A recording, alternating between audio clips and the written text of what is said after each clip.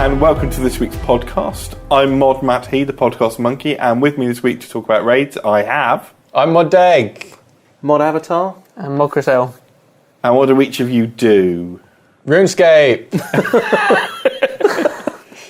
Yeah, apart from RuneScape. What are your roles? I'm a content developer. I've been working on raids, and before that, the Tusker World event. Right. I'm a content developer. I've been working on raids, and before that, the Tusker World event. Maybe something before that, I don't really remember. Heart of Stone, man. Really? I don't remember. Mighty Fall. Yeah. So long ago. I remember. Other goblin-related shenanigans, probably.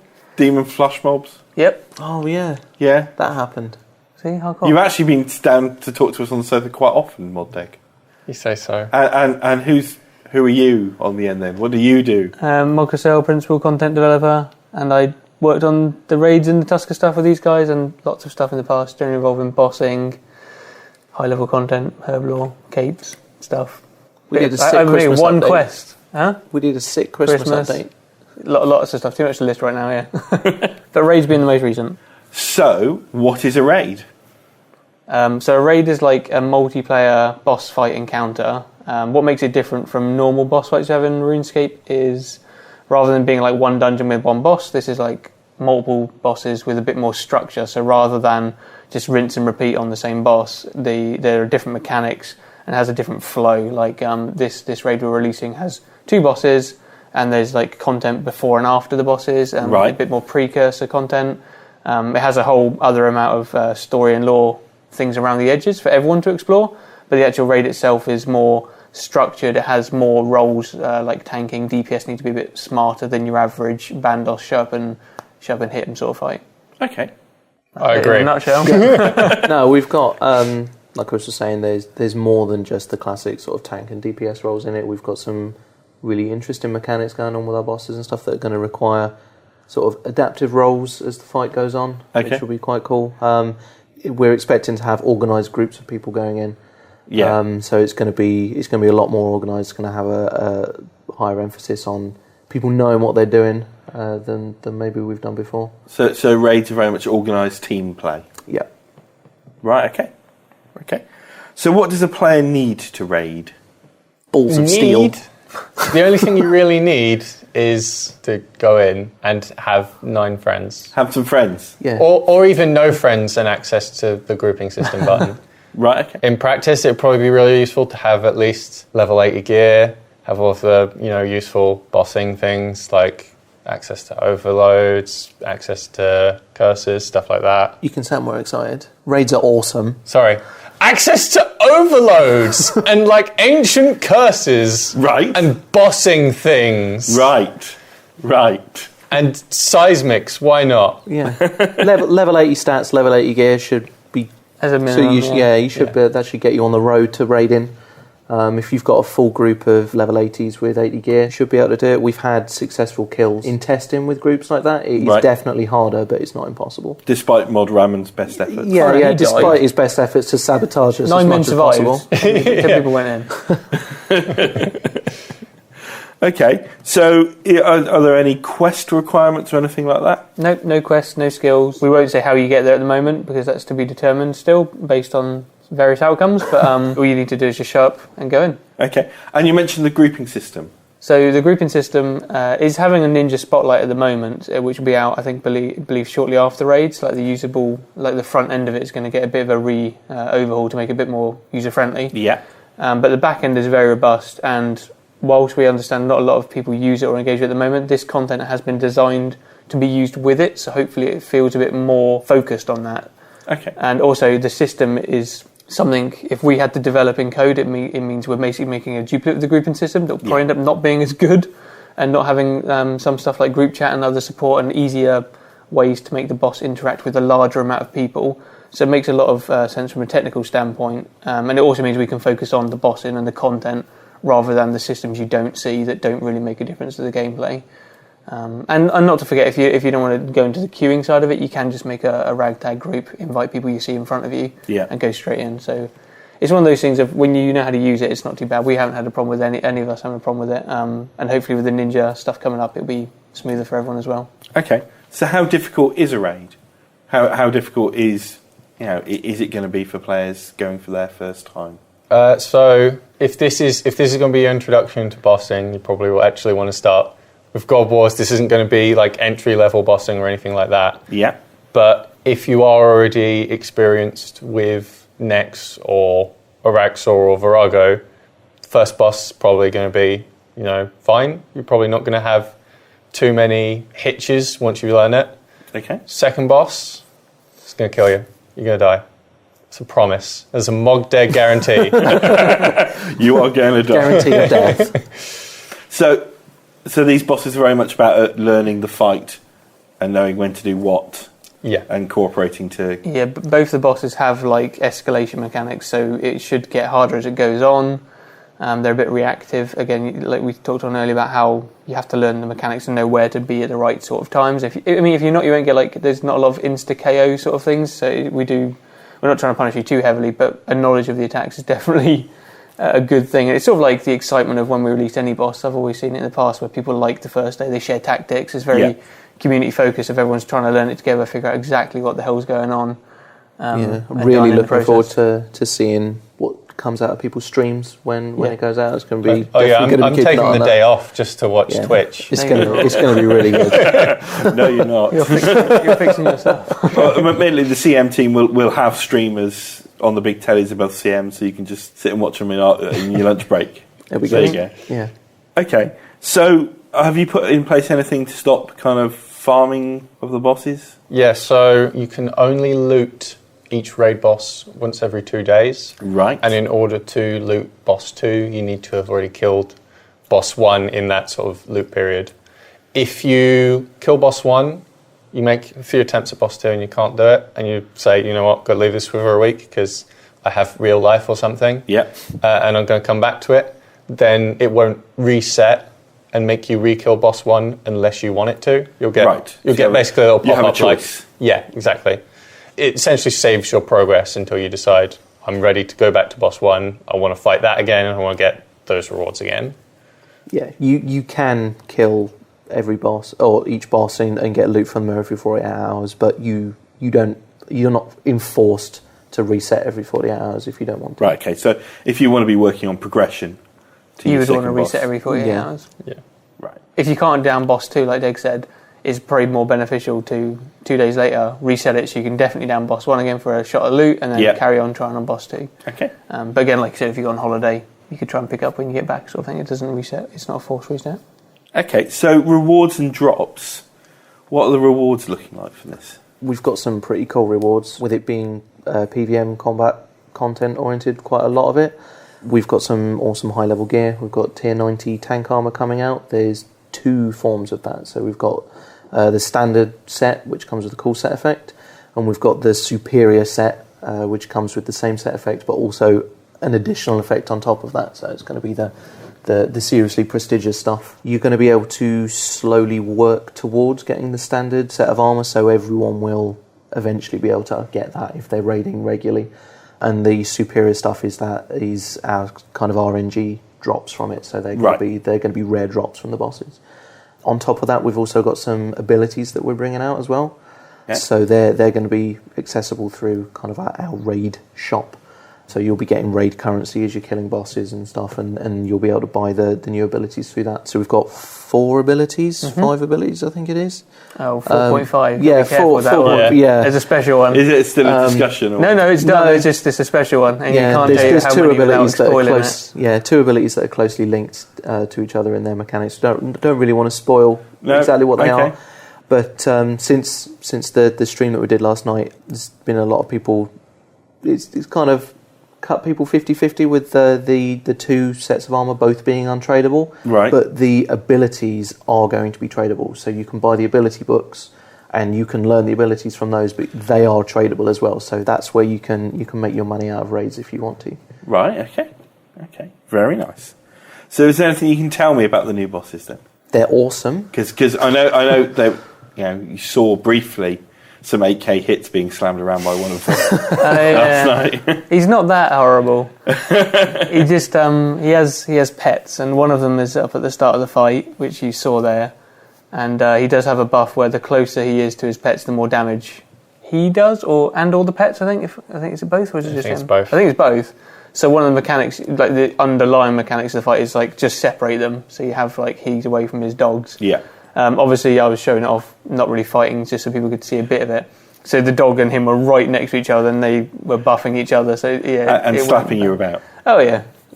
And hitting you with some nice debuffs as well to make everything even worse. Yeah, there's a lot of stuff. Basically, it will look horrific at like first glance, but that's because you're going into a 10-man fight on your own. Yeah. But with 10 people, like we can obviously when we do it, we can instantly split them out quickly, and it's under control within like a couple of seconds, and then it's down to trying to survive for the fight. But yeah. The second boss is really cool as well. Like we've shown concept for the second boss. We haven't actually shown the second boss in game, but I expect we'll be showing him over the next shortly. we'll be showing him soon. Put a little teaser out there yesterday on the stream, so people already know his name. Right. Okay. But yeah, we'll talk about him. Yeah. So, what is Mazcab? Because I've heard that being thrown around a bit as well. So Mazcab is the planet the raids are taking part on. It's the home world of a race called the Gobies, which I think we've introduced a lot of players to before now. The little sort of aquatic-looking race with stones on their backs, and it's cool. I like it. It's a good world. I would rate it highly. And do you do anything there, or do you just go there to kill bosses? No, so there's a lot of surface content on Mazcab as well. Areas to explore and things to find, and there's a lot of non-combat options there. And some of those give rewards. Right. So as you do things with the Gobies, you'll earn reputation with them, and they unlock some things that are beneficial inside raids. Yeah. And they also unlock some cosmetic stuff. All right. Okay. My favourite of which is a new player-owned house location. the first off-world player-owned house. An exotic holiday location. I was going to say, your Gobi chalet then. Yeah. I like to think of it as the first player-owned tent. Camping trip away from home. Yeah. And I hear talk of a Gobi's Quest as well? Yes. So later in the year we have plans for a Gobi Quest to come out that will sort of continue some of the story that we're sort of seeding in this update. It was initially planned to be coming out at the end of summer as like to finish off the summer promo, but we've had to delay it a little bit, I think by a month or two, just because we're putting so much time into this update. We haven't had time to start on that one yet, but I think we're putting some lore stuff in this update, which will hopefully, get people a little bit excited for that. And it's also going to be flanked by a few lore quests anyway. Yeah, I think this summer we've got quite a few. A lot of big quests coming out. Lore heavy summer, isn't it? There's been talk of Tusker in relation to this world as well, hasn't there? Well, I think we did. Yeah. I think we can just say it because I think we. Because you said it yesterday on. We mentioned it last night that this is a planet that Tusker has been to before. And one of the reasons the Tusker event is quite lore light is because her character is kind of fleshed out in the core principles, and you don't really know a lot about her past. And we wanted to. I mean, we knew obviously when we started these projects that the two were connected. Yeah. But this update coming out is where we've put more of the lore focus. Right. So those people that are looking for that hefty lore talking about Tusker in the world event will find it as a result of the world event when they visit Planet Mazcab. Right. Okay. And I understand the relics have something to do with that as well. Yeah. All those lovely relics people have been finding. The summer promo relics will give you a head start on gaining a reputation when you can go to Mazcab. And if you cash them in already, then you do not get a head start on that. Also, if you die in raids, your character is permanently deleted unless you already have 5 relics in your inventory. So that's going to be really awkward if you consumed all of those. It's also going to get really awkward in like 2 years' time when there are no more of those left. When there are no more of those left, and then everybody's characters are being permanently deleted. Yeah. You're not being entirely serious there. Well, go in and find out. Yeah. Are you willing to take the risk? Yeah, on Deg's character, yes.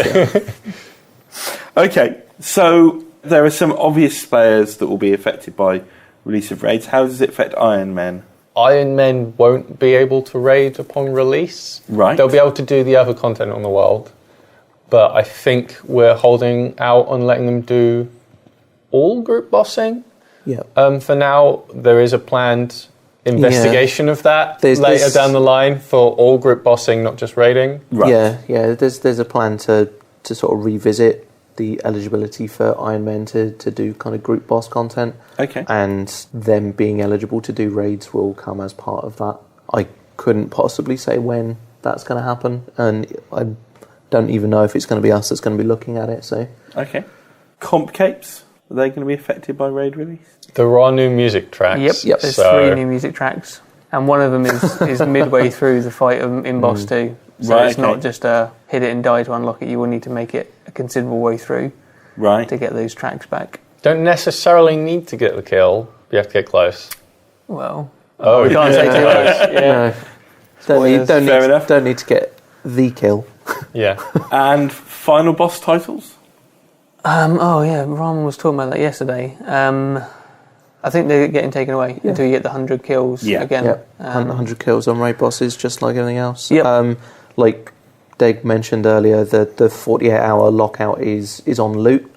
So if you do want to keep going back in and killing the bosses again for getting your kills, or just to learn the bosses and for mechanical reasons, then you can still do that. You're not locked out from killing the boss again. Cool. So, a common question, it seems. Can I solo raid? You can try.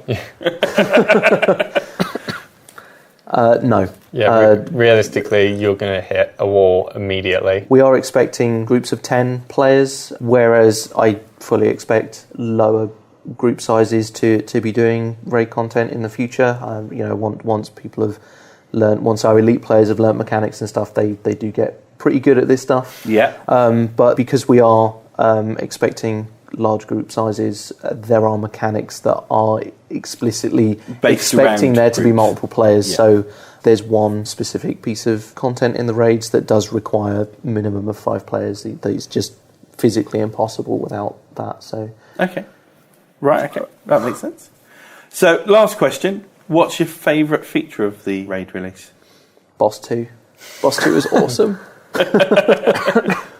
I still sometimes look at that and like, how is this working in RuneScape? Because it just looks, the way it animates is just so great. I love it. It's doing some cool stuff. It is fairly different from a lot of the kind of bosses and stuff that we've had in RuneScape before, and a lot of the other content. I mean, all of raids is quite different, but Boss 2 works for you best. We pushed the boat out with that a little bit.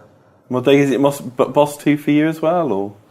So I'm a fan of the raid achievements that we've hidden in the update. Right. Oh, that's a spoiler. Yeah, they didn't know about that yet. Yeah. I'm going to say they exist. Okay. And some of them aren't fair. Some of them are really cool. Not going to lie. We should. I asked you to do some pretty nasty things. Drop some spoilers, man. Just tell them what one we were doing just before this podcast. Just before coming in. Tell them what I just fit, and we're about to go up the stairs and test. Yeah. Okay. So there is an achievement for in Boss 2, getting it almost dead, healing it back to full health, and starting again.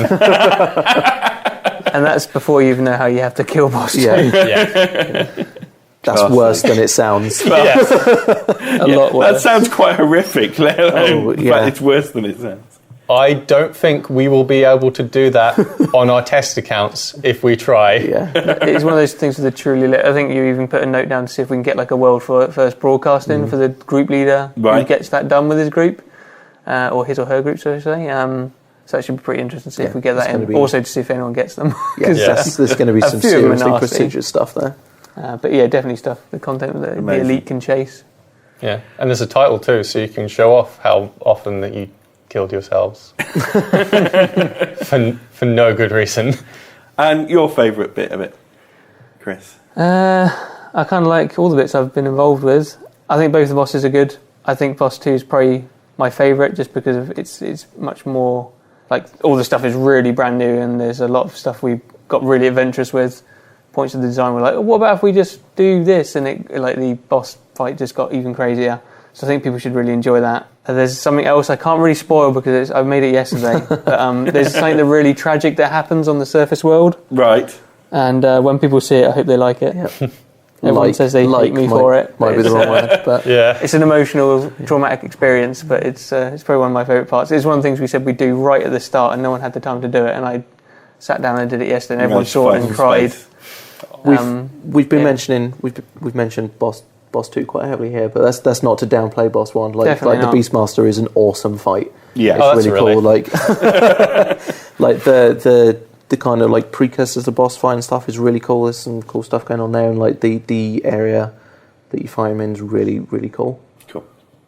Well, thanks for coming in. It's been great to chat to you, and hope to be raiding soon. Sweet. Yeah. Bye. Bye.